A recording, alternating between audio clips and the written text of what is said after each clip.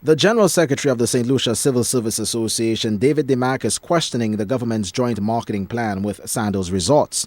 The government says the initiative is aimed at resuscitating the floundering sector. Not only does the CSA respectfully disagree with that explanation, Demack has labeled the tourism ministry's policies as inconsistent. He says all the interest groups in the industry should be wary of the proposed plan, especially small hotel owners and employees. There seem to be some inconsistencies about a lot of different things, especially when it pertains to workers in St. Lucia. And I say this because just some weeks ago, there was the expressed inability of the government to pay 7.5% increase to public servants. But at the same time here, we're hearing of the use of taxpayers' money to provide to a hotel chain that in no uncertain terms have proven to be anti-worker. From an industrial relations standpoint, Demack says the hotel has hardly been a champion of workers' rights. He makes reference to the Sandals trade union recognition dismissal row in late 2006 as a prime example. He also cites low-key reports of steady layoffs and a reduction in pay of Sandals employees. We also hear that other workers are being employed by the same hotels chain at lower rates of pay and income. So that is inconsistent.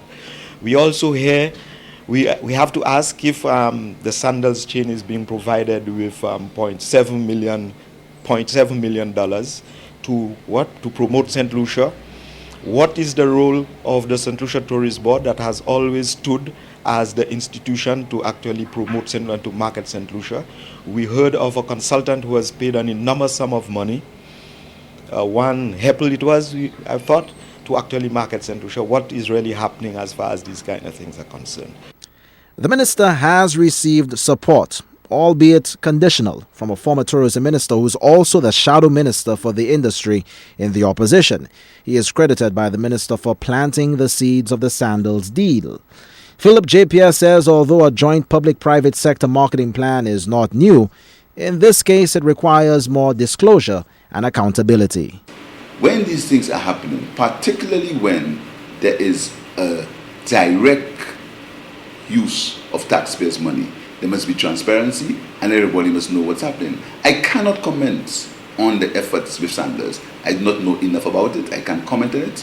But point is, if these matters had been discussed in public, there would have been no need for all that speculation.